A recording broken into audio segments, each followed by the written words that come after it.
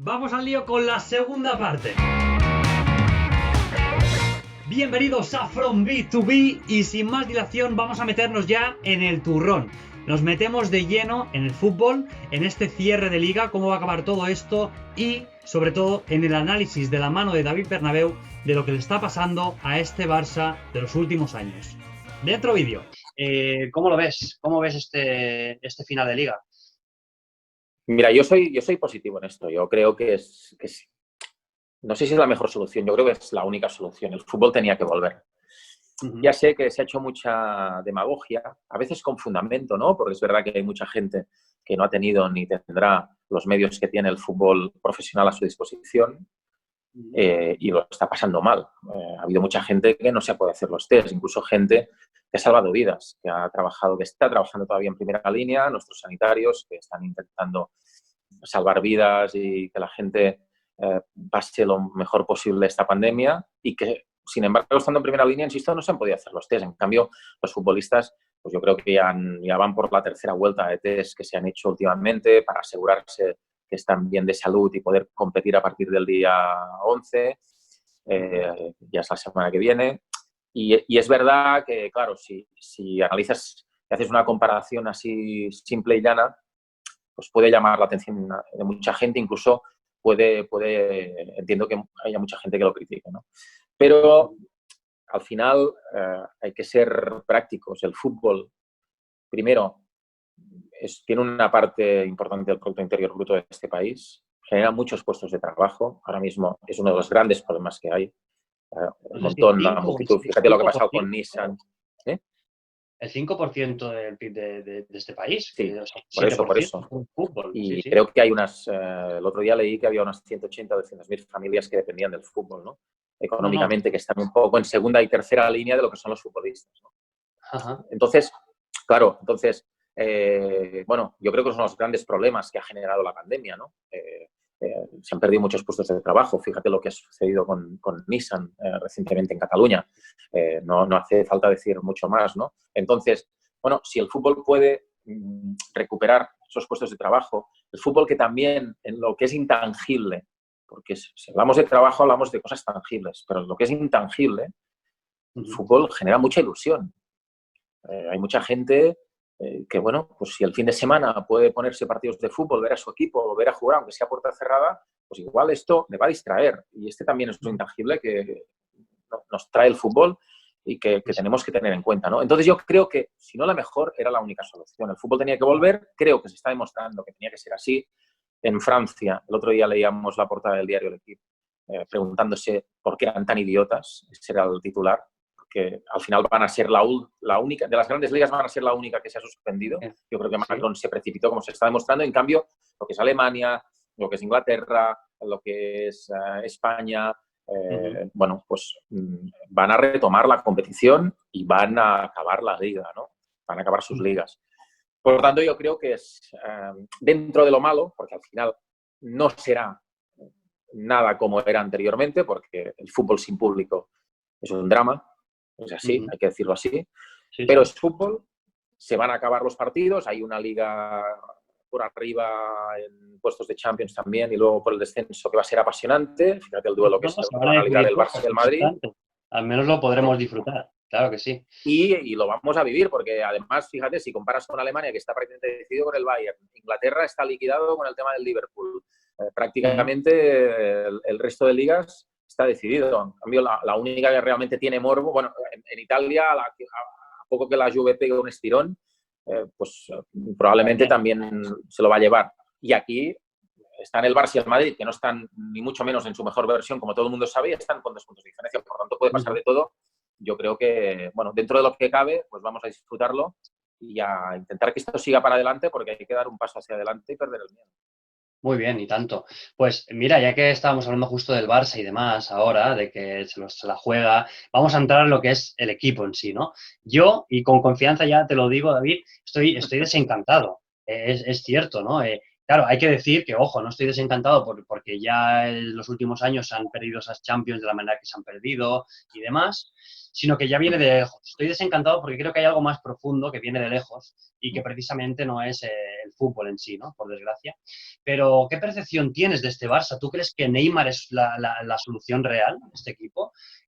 ¿Tú crees que el Barça necesita algo más de que realmente los medios no estén pues enseñando ahora mismo? Que no solo son fichajes, que no solo es, yo creo que algo viene más de fondo y tú que estás ahí como periodista desde dentro, seguro que eres mucho más conocedor. ¿Qué problemas hay y qué crees que necesita este Barça, David? Bueno, si solo fuera una o dos cosas, pues te las diría y terminaríamos, ¿no? Pero yo creo que La es un directiva problema... no cuenta, ¿eh? La directiva ya sabemos todos que se necesita ese cambio. Por lo tanto, a partir de eso... Sí, yo creo que estamos, lo vengo denunciando desde hace mucho tiempo, incluso lo denuncié, lo empecé a denunciar incluso la temporada del triplete de Luis Enrique, y hay gente que se llevaba las manos a la cabeza. ¿Cómo puedes decir eso? Si el Barça ha ganado 3 títulos, sí, sí, es verdad, y yo soy el primero que disfruté con el tridente, con Neymar, con Messi, con Suárez, etcétera, y con estos títulos, pero ya dije que el Barça estaba entrando en un problema estructural que luego se ha demostrado y se ha consolidado lamentablemente con el tiempo. El Barça no tiene un problema. O sea, hablar de si hay que fichar o no a Neymar, más allá de lo que la gente considere que hay que hacer en este sentido ética o moralmente por cómo se fue el futbolista o por si económicamente puede ser un fichaje realizable o no, por las relaciones que hay con el PSG y por el dinero que costaría.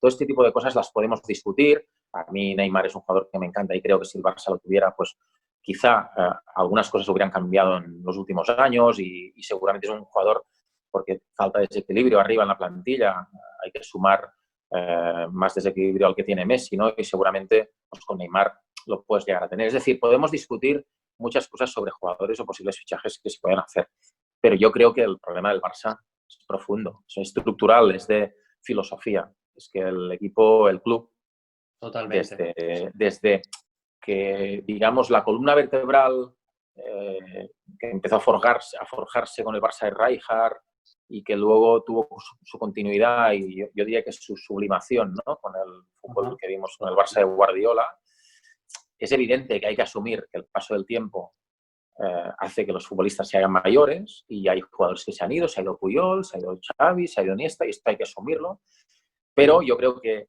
el club se ha escondido detrás de esa excusa para olvidarse de cuál era la esencia que te ha hecho ganar en los últimos años. Entonces, claro, ¿qué es lo fácil? Lo fácil es decir, bueno, no habrá otro Xavi. Puedo estar de acuerdo. No habrá otro Iniesta. Puedo estar de acuerdo. Y como no habrá otro Xavi ni habrá otro Iniesta, pues bueno, pues en lugar de ir por ese camino que es el que me ha dado identidad, que es el que me ha concedido tener esa esencia que me hace diferente a los demás, gane o pierda partidos, pero al final es lo que se ha demostrado en los últimos años, te ha hecho ganar más que perder y lo que te ha hecho distinto, porque al final el orgullo no solo era ganar, el orgullo de mucha gente, de muchos barcelonistas, era cómo ganabas. ¿Cómo? Incluso hay que recordar que ante el Chelsea, en el 2012, pierdes una semifinal de Champions contra pronóstico, porque el Barça hace méritos en la ida y en la vuelta para ganar de calle esa semifinal y plantarse en la final, y la gente, aún así, a pesar de la derrota, yo estaba en el Camp Nou ese día y los aplausos fueron tremendos, ¿no? ¿Por qué? Porque era una forma de agradecer a ese equipo lo que había hecho, pero sobre todo cómo lo había hecho, ¿no? Entonces, yo creo que esa bandera la hemos perdido. El Barça la ha perdido. Y la ha perdido, sinceramente lo creo, conscientemente. Conscientemente. Asumimos daños colaterales de pérdida de jugadores importantes que son irrepetibles, pero lo que no podemos asumir es que el club, de forma unilateral, se haya distanciado de la idea y del modelo que le hizo famoso en todo el mundo y que le hizo reconocible en todo el mundo. Yo creo que eso es lo que ha pasado. Se han fichado perfiles de futbolistas que no tienen nada que ver con todo esto, entrenadores que no han sido entrenadores de club, pensando en el medio o largo plazo, que solo han pensado en el corto plazo, en cómo salir de la entidad ganando la mayor parte de títulos posibles. Y entonces se han olvidado de cultivar cosas que han hecho de este equipo históricamente un equipo distinto, ¿no? Te pongo, por ejemplo, te pongo un ejemplo. Por ejemplo, hay jugadores en la base. Yo creo, parto de la premisa que en el Barça deben jugar los mejores. Si llegamos a la conclusión de que los chavales que suben de arriba no pueden ser de los mejores, por el hecho de que sean de casa y hayan jugado en el fútbol base del Barça, no tenemos que ponerlos, ¿eh? Que conste. No, por supuesto, Pero por lo que no supuesto. puede ser es que no les demos ninguna oportunidad, porque al final la gente no tiene memoria. Es que parece que Xavi y Iniesta eran ya Xavi y Iniesta con 20 años. Y no eran Xavi y Iniesta como los hemos conocido en el éxito cuando tenían 20 años. Eso ha tenido que pasar Totalmente. un proceso y los jugadores se han tenido que cocer a fuego lento, ¿no? Yo siempre Entonces, pongo un ejemplo, perdona David, del Busquets sí, y el Sergio Busquets entonces y el Pedro Rodríguez, Pedrito, claro, en la situación actual a lo mejor nunca hubieran sido ese Busquets y ese Pedrito, porque ya no se les da la oportunidad que claro, antes se les dio. Claro, y son dos ejemplos fantásticos. ¿Sabes por qué? Porque muchas veces cuando suben jugadores del filial o del fútbol base, ahora llegamos, por ejemplo, a una época que en 8 o 9 años el único que se ha consolidado como jugador de la primera plantilla es Sergio Roberto. Y estamos hablando de un jugador que todavía no sabemos, bueno, sabemos que es centrocampista, pero que para seguir jugando minutos en el Barça ha tenido que, tras la marcha de Dani Alves, reconvertirse al lateral. Si no, seguramente el centrocampo no hubiera. Polivalencia total, sí, sí. Exacto. Pero es el único en los últimos 8 o 9 años. Y entonces, claro, los ejemplos de Pedro y Busquets son muy claros en este sentido. Mucha gente, cuando no suben jugadores del primer equipo, dice, bueno, al primer equipo, dice, bueno, es que no hay nivel, es que miras abajo y te das cuenta que no hay nivel. No, vamos a ver, es que Pedro, por ejemplo, era un jugador que estaba cedido prácticamente en el equipo de segunda B cuando llegó Guardiola. Había jugado unos minutos pocos con Rijkaard y prácticamente estaba desahuciado para irse a un segunda B. Y Guardiola lo dejó ahí y enseguida le dio minutos. Sobre todo en el segundo año, ¿no? Que acabó prácticamente el segundo año, la primera parte de la segunda temporada, pues acaba marcando en todas las competiciones y acaba consiguiendo el sextete con el Barça, ¿no? Y Busquets, por ejemplo, era un jugador que con 17 años estaba jugando en el Java, sin haber sido, es decir, no había sido internacional en ninguna categoría con la selección española, estaba jugando en Liga Nacional, ni tan siquiera en División de Honor con el Java, con 17 años, y es un futbolista que cuando Guardiola le llama para debutar contra el Racing de Santander en la segunda jornada de su primera temporada, es un partido que se empata en el Camp Nou, y por el cual Guardiola recibió muchas críticas por poner a un chaval que nadie conocía, más allá de ser el hijo de Carlos Busquets, que había sido portero del Barça. Oye, Busquets no era titular con Luis Enrique en el B.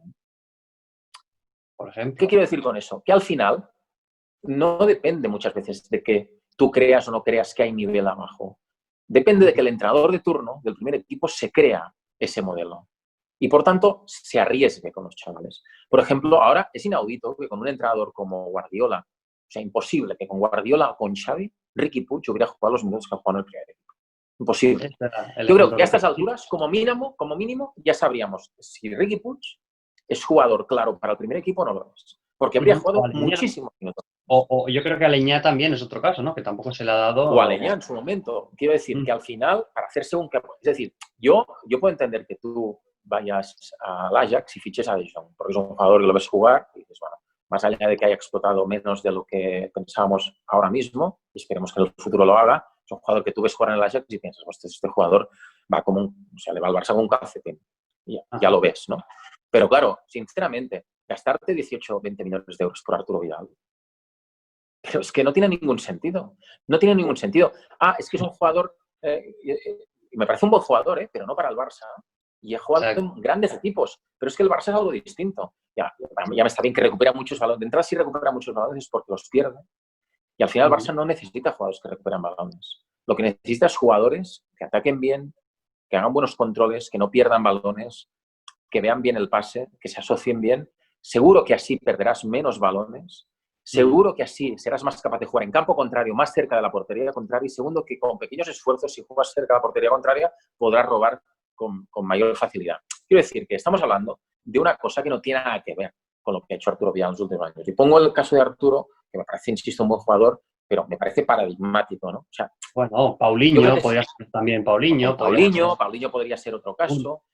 Es que si me apuras, dices, Rakitic, que ha dado un gran rendimiento, no lo niego, marcó en la final de Berlín y es un muy buen jugador, lo ha demostrado. Pero quiero decir que al final hay muchos otros jugadores que se hubieran adaptado perfectamente a lo que es la filosofía Barça y hubieran hecho este equipo mucho más reconocible, ¿no? Bueno, yo creo que en la excusa de que ya no habrá otro Xavi, ya no habrá otro Iniesta, etcétera, etcétera, y en la excusa de que el fútbol ha evolucionado, que ya no es lo mismo que hace 10 años, que esto va hacia el músculo y camina hacia el físico, pero te digo una cosa, yo el 2009, o sea, el 2008, antes de la llegada de Guardiola, cuando se discutía si venía Guardiola o venía Mourinho y cuando ya estábamos en el declive de Rijkaard, te diré una cosa, Marco, yo ya fui a tertulias a defender esto, porque ya se decía que Xavi, Iniesta y Deco no podían jugar juntos, ¿te acuerdas o no? Ya se decía, y se decía que había que incorporar músculo. Y la gente me dice, sí, pero se fichó a Keita y a Touré. Pero te digo una cosa, medio pie de Keita o de Touré, o sea, no hacen dos de Arturo Vidal, ¿me entiendes? Es que eran buenísimos. Es que bueno. El Barça ya fichaba músculo, no, fichaba pie. Es que Keita y Touré eran buenísimos. ¿Sabes? Esta es la diferencia. Y ahora se me quiere comparar a Arturo Vidal con aquello. Bueno, David, para ahí el carro que nos estamos animando. Buena crónica del desarrollo de este Barça. ¿A dónde nos lleva? ¿Dónde vamos? En fin, os espero en la tercera entrega, en la que sí que haremos un jueguecillo de preguntas más animado, más lúdico. Os espero, suscribiros si os gusta, un like. Nos vemos en la siguiente.